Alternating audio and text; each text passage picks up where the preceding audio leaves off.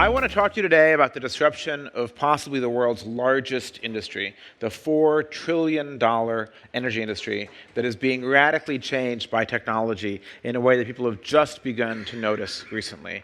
Just for context, I'm a technology person. I spent 13 years in tech.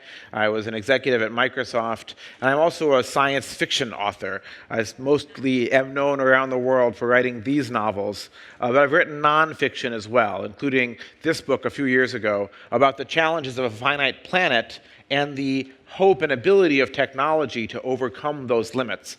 And at that time, I talked about the exponential trends in things like solar energy and batteries, and the predictions that I made then have been vastly exceeded by what's happened in the intervening 4 years.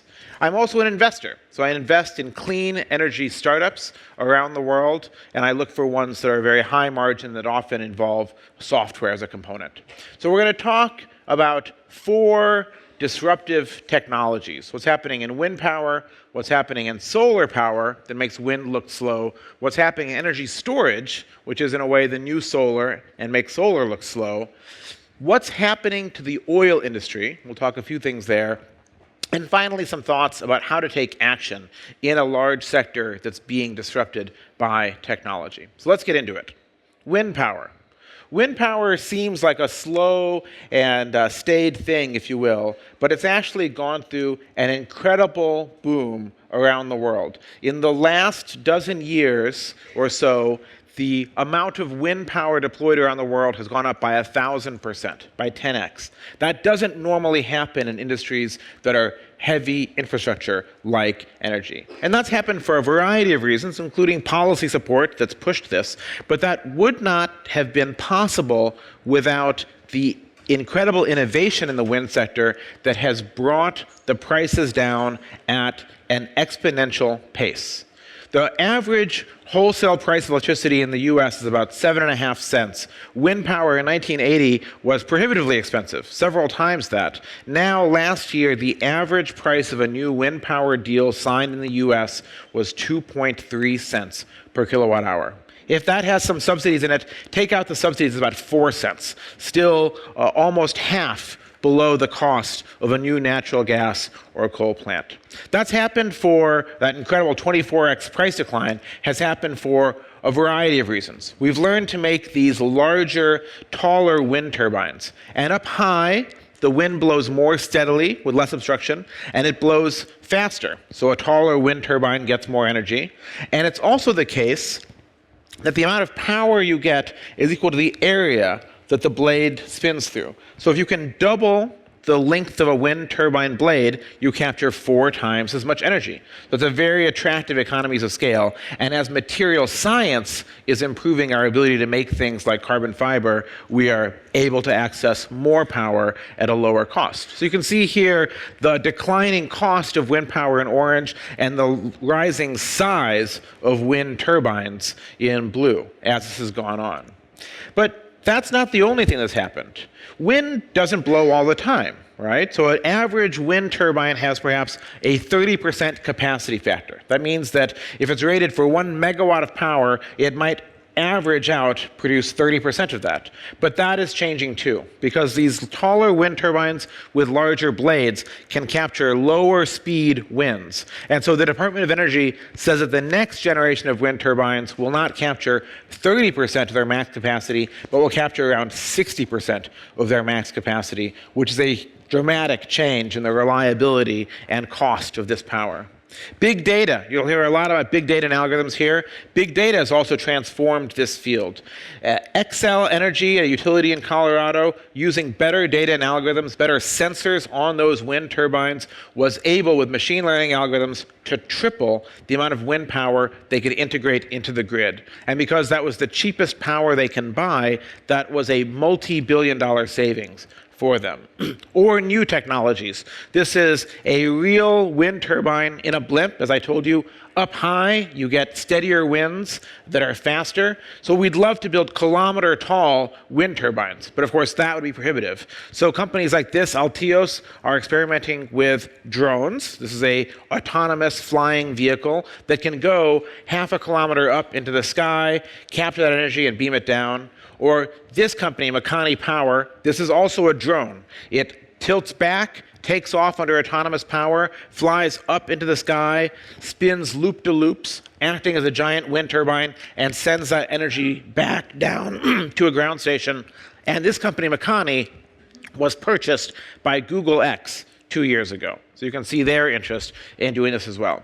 So wind power is going to keep getting cheaper, but I want to move on to an even more exciting area because the pace of innovation in solar makes wind power look slow. Solar power is abundant. It would take less than 0.5% of the Earth's land area to meet all of our energy needs with current technology. But that technology is made a lot like this. This is a silicon wafer of computer chips, and it would be prohibitive to cover the entire planet or even 0.33% of the planet with this technology. But like computer chips, there's been an incredible price decline in the cost of solar power. Over roughly my lifetime, the cost of a watt of solar power has dropped by an incredible 200 times. That doesn't normally happen in physical infrastructure, right? And that means that we are now hitting a crossover point where solar with no subsidies is starting to beat out all other sources of energy. Now, of course, that doesn't happen homogeneously around the world. It depends upon your geography. The world's leader in building solar, until China passed them last year, was Germany. Germany is quite a not sunny country, but they did it out of sheer political will. The south of Europe gets more sun. In the US, of course, it starts in the south and the southwest. That's where the cheapest deals are.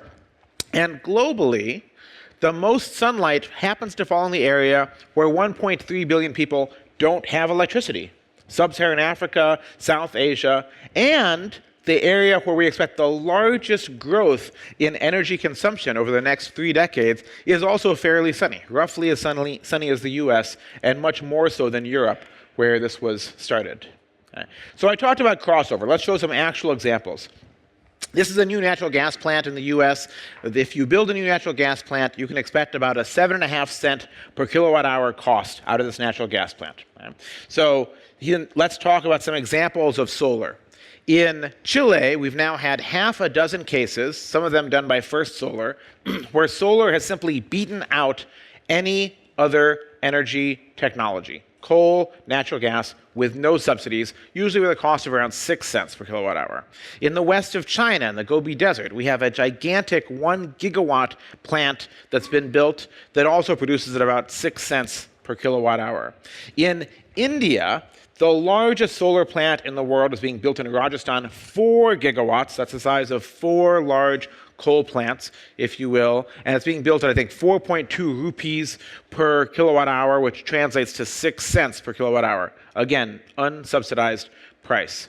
In the US, I've had to update this slide a number of times. 2 years ago, the lowest cost deal was First Solar in Nevada at 5.7 cents per kilowatt hour. Last year, I had to update this slide because NextEra signed a deal, long-term power deal, at 4.2 cents. Then I had to update it again because Warren Buffett, Berkshire Hathaway, signed a deal with First Solar for 3.9 cents. And then I had to update it again last month when the city of Palo Alto signed a deal with a company building a solar plant outside of Los Angeles at 3.6 cents per kilowatt hour. That's how fast things have been changing in this sector. In Mexico, they had a power auction about a month ago, and solar won everything. The average price of a bid then was 5.1 cents, and the lowest price was a company called NL came in at 3.5 cents, less than half the cost of a new natural gas or coal plant. Now, of course, Mexico is a very, very sunny area, but it starts there and then it spreads. Here's what's happened in the US. You can see in 8 years, the price has dropped by about a factor of 6 or 7, if you will. But my favorite of all of these is this one. This is in Dubai. Aqua Power, a Saudi firm, built the second tranche of this 800 megawatt plant, and the third tranche, this is about 3 weeks old. They just announced the bids that came in, and the low bid with no subsidies was less than 3 cents per kilowatt hour. That is a price that 5 years ago people would have told you is simply impossible to ever reach. And now it's reached, and it's not the end. The prices are going to keep coming down. Right? So I told you that wind power went up by about a factor of 10 in 11 years. Solar power, with policy support, but also with that incredible exponential price decline, has gone up by a factor of 100 in 13 years. That is an exponential growth of this technology. In fact, as you know, if you take an exponential plot and you put it on a log scale, it gets a straight line. So here's what that looks like for solar. This is a log scale on the left, the amount of solar deployed, and on this log scale, it's a straight line. This is an exponential process growing at about 30–35% per year.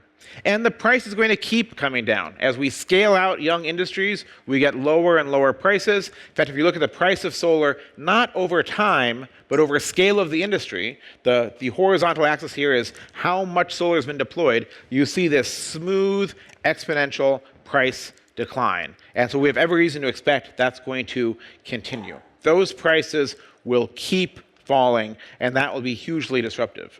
Now, solar and wind together, with no energy storage at all, can probably provide 70–80% of the US's electricity. The sun shines during the day, wind blows more at night. The sun shines more in summer, it's windier in the winter.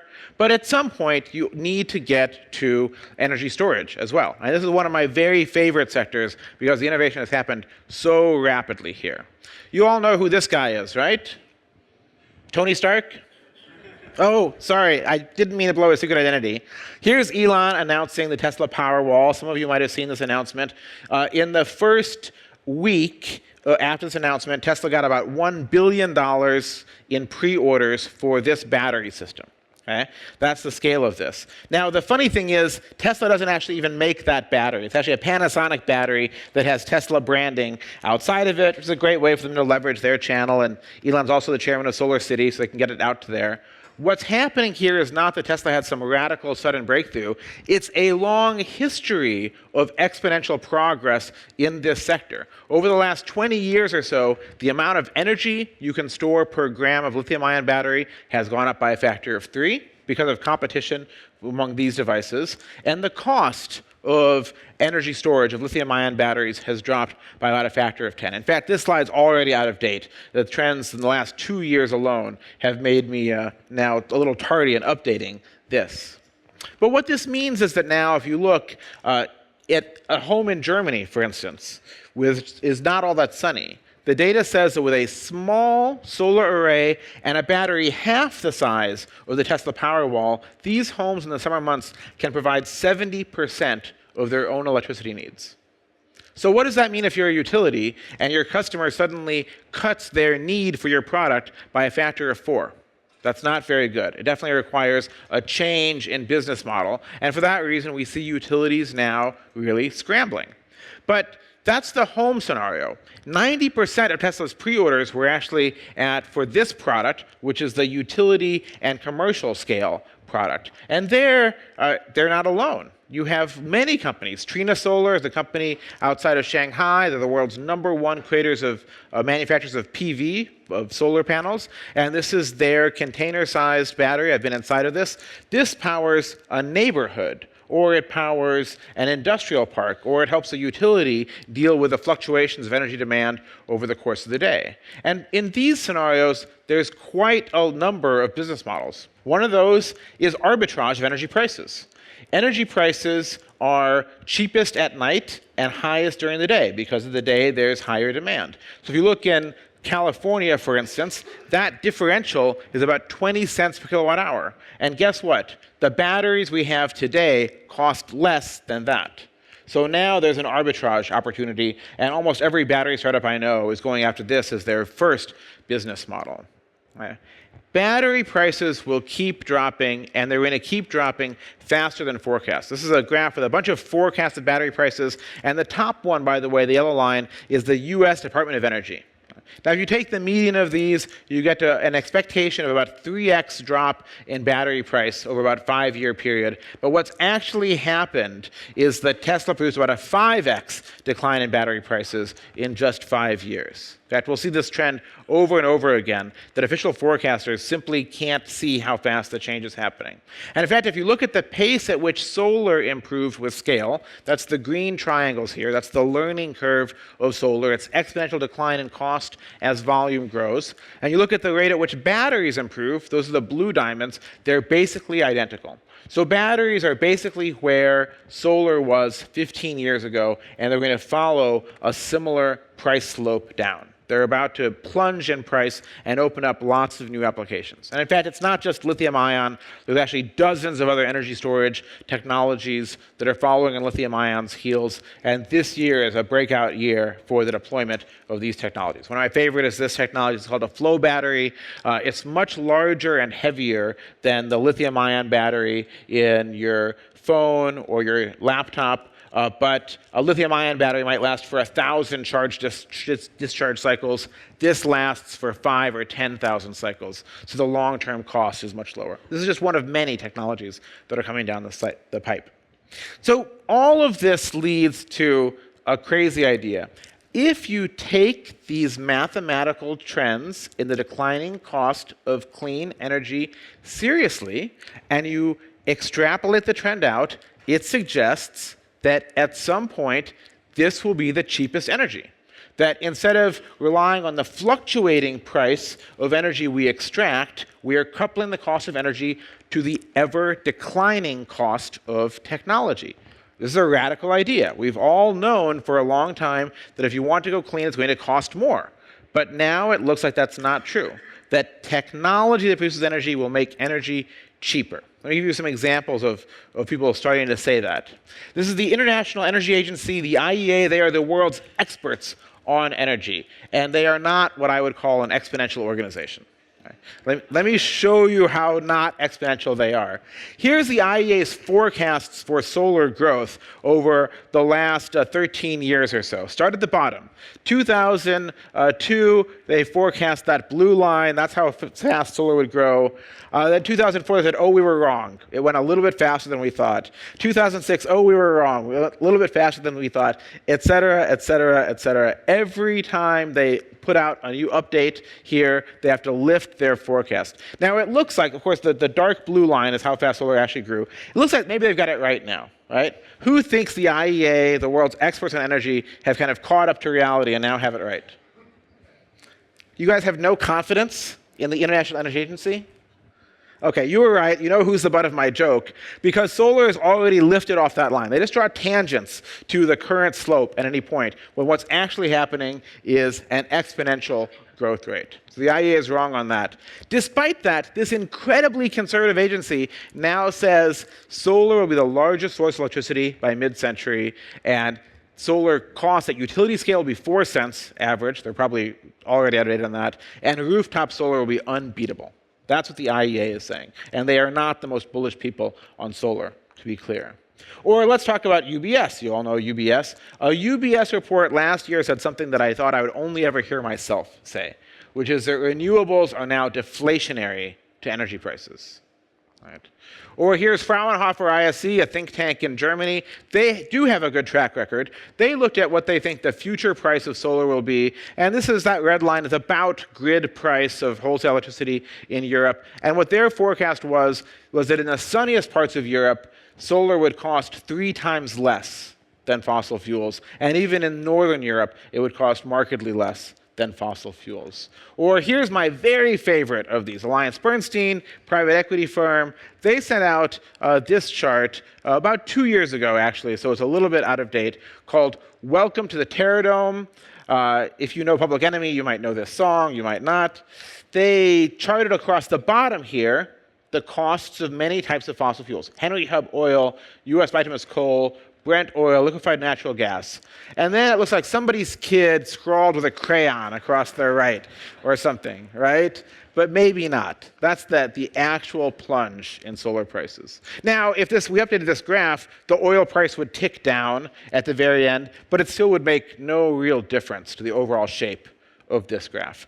This is what a disruptive technology looks like. This is what it must have looked like to Kodak. Oh, film is the thing. Digital cameras have so few pixels, their batteries don't last, there's no way they will ever be useful. And we have the world's ultimate business model, the razor and blades model.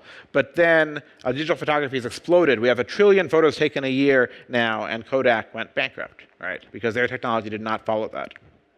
We have now reached the point where each year we are deploying more clean energy in electricity than fossil fuel electricity. Okay? And we will never look back. There's all sorts of caveats you could have about this chart, but the overall shape of it is this. In the electricity sector, clean energy is in the ascendance, and coal and gas and other fossil fuels are in the decline. And that point will never be undone. Now, that's all electricity, but there's this other big sector, right? When we transport ourselves, when we move about, we don't use electricity primarily. We use products derived from oil. And oil is a gigantic commodity. This is one of my favorite quotes. Sheikh Yamani here was the Saudi oil minister during the 70s oil crisis. The Stone Age didn't end for a lack of stone, and the oil age will end long before the world's oil runs out. What's he saying there? He's telling his fellow princes the world is going to produce a technological replacement for oil, so we better do something. And he was right. He was ahead of his time. Now, oil prices have fluctuated hugely, right? We hit peaks of over $100, $130, $140. They went down to the 20s. Now they're back at 50. All of that is because of an incredibly tight and incredibly tiny, really, change in supply and demand. It's about a 2% supply overage right now. 2 million barrels a day extra out of a market of about 90 million barrels a day has sent the price from over 100 down into the 20s. That's how tight the world's oil market is. And oil forecasters, this is an incredibly hard commodity to predict. In the short run, when something is so tight, you just can't forecast what's really going to happen. Here's the actual price of oil declining in blue, and those lines going off to the right are consensus forecasts of oil price at any given time. And I don't blame these people. You really cannot predict the short-term price volatility when the market is so tight that a 1% difference in supply-demand means that the price fluctuates by 30%. Right? But I can tell you what the long-term price of oil is, and the long-term price of oil is dirt cheap because we're not going to be using as much of it as we were. Now, I didn't think that a couple years ago, but my mind has been changed. Electric vehicles, there's about 1 million electric vehicles on the road right now. That's actually a tiny number because there's 1 billion cars. So 1/1000th of all vehicles on the road are electric, 1.1%. But they're growing at a 60% annual growth rate. And that's what matters in the long run. This is ferocious exponential growth, faster than solar ever grew, actually. Now, you probably saw this announcement, the Tesla Model 3. The average price of a new car in the US is about $33,000, a Toyota Camry, basically. This car has a 215-mile range, costs about what a Camry does, and it's a way better car than a Camry. It's much more fun to drive. Now, how many of these did Tesla sell in the first 24 hours? Remember? But 186,000 in the first 24 hours, 300,000 in the first couple days. Okay? That's what happened. Now, let's go back to the energy forecasters, the experts. There's the EIA, their forecast. Their forecast of how many electric vehicles would be on the road in the US with a 200-mile range is the red line at the bottom. They forecast that by 2040, there would be a total of 10,000 electric vehicles that had a 200-mile range. Right? So they're a little bit off. Right? This is what disruption looks like. And it's going to have a massive impact. And there's a virtuous cycle. As you sell more electric vehicles, you have more demand for batteries. As you have higher scale of the battery industry, the prices drop. That means that electric vehicles will get cheaper, which will boost their sales, which will then drive battery prices down, and so on. And I'm going to tell you something even crazier. There's every reason to believe that electric vehicles will be the world's cheapest vehicles. Because this is the drivetrain and engine of an electric vehicle.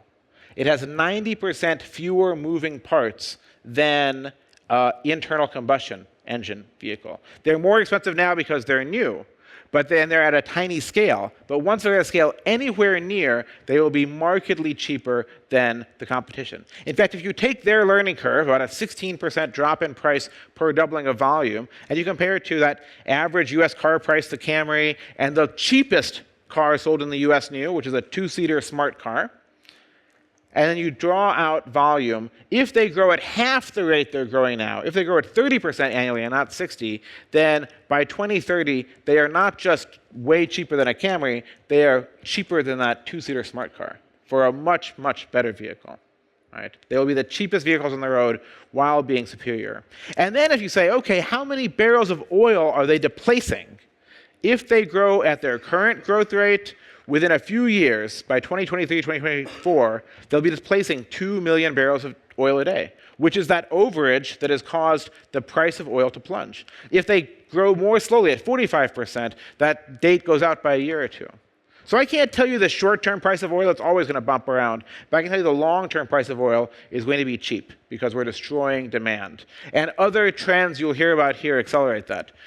Electric vehicles have a lower total cost of ownership per kilometer driven already today. So if you're paying for rides instead of cars, you now have direct apples-to-apples economic competition between the internal combustion engines, total cost of ownership, and the EV, and you're going to choose the ride that is cheaper. And in 5 years, it won't be just that they're cheaper, it'll be that they're maybe half the price. Right? Or as transportation gets automated, the number one inhibitor of electric vehicles, range anxiety, goes away because the car goes and fills itself up while you're at the mall or you're at work or so on. So those trends will just amplify EVs and accelerate that even more. Okay, finally, I want to come to what the heck can we do in this sector? Right? So first, just some additional context. The Chinese word is probably somewhat apocryphal, but the Chinese pictogram for crisis is danger and opportunity. Right? I haven't mentioned one coupling of words yet in this talk, which is climate change. But that's a background condition to all of this. 2014 was the hottest year on record on the planet. 2015 blew that away. 2016 is blowing that away. On January 1st this year at the North Pole, it was above freezing. That's not normal. So the world has more and more pressure to act on this. And at the same time, we have this challenge of a potential large asset bubble. Because if we want to keep the world under the limit scientists say is safe, we can only afford to burn about a quarter of the fossil fuel reserves we know of. So what happens to the other 3/4? What does that do to companies that have these on their asset sheets? What does it do to countries that have that on their balance sheet? This is a very real danger. The danger to the planet, but if we fix the problem, there's a real danger to financial markets overall if this bubble gets burst. So that's the danger. But there's also huge opportunity. Right? Let me give one example of how to seize that opportunity. This is rooftop solar in the US. What led to the rise of rooftop solar in the US? Subsidies? All answers are right, it turns out. So technology got cheaper, that made it viable. That happened a lot because of German subsidies, actually. We created policies like net metering that lets people sell off their excess electricity back to the grid, and other price supports. And then there was this other thing that happened. Anyone know who these guys are? These guys are from Solar City. And Solar City did not invent any new solar technology at all. They didn't invent a new solar panel. They didn't invent a new battery. None of that. What SolarCity did was Elon Musk and his cousin were driving back from the Burning Man festival. They wanted to go into solar, and they didn't want to be another photovoltaic cell manufacturer. That's a brutal business. But they said, hey, a lot of people we know would like to have solar, and there's a good payback time, but they don't have $20,000 in capital. I know. We'll finance it.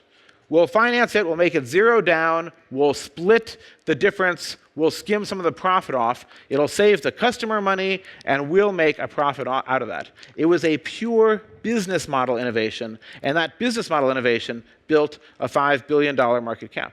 Right? It didn't take a new technology there. So I like companies like that. One of my portfolio companies basically does the same thing for efficiency. We'll finance it, you get new efficiency, your costs go down, we'll skim some of the profit. Everybody wins. Right? So what we see often is what it takes to start some new exponential technology really down the path is some combination of innovations. Innovation in technology we talk about all the time, innovation in policy sometimes, and then often an innovation in a business model that allows you to reap a profit from that new sector. And that often has a virtuous cycle. More solar being deployed means more people vote for solar policies. That advances policy, which scales the industry, which lowers the cost of technology, around and around and around. And it takes someone to leap into this void and say, I'm going to show leadership, I'm going to start that wheel spinning. And when you start that wheel spinning, often there's a multi-billion-dollar opportunity, as you can see Elon, for instance, has seized. So I think the future is very, very bright, and thank you all very much.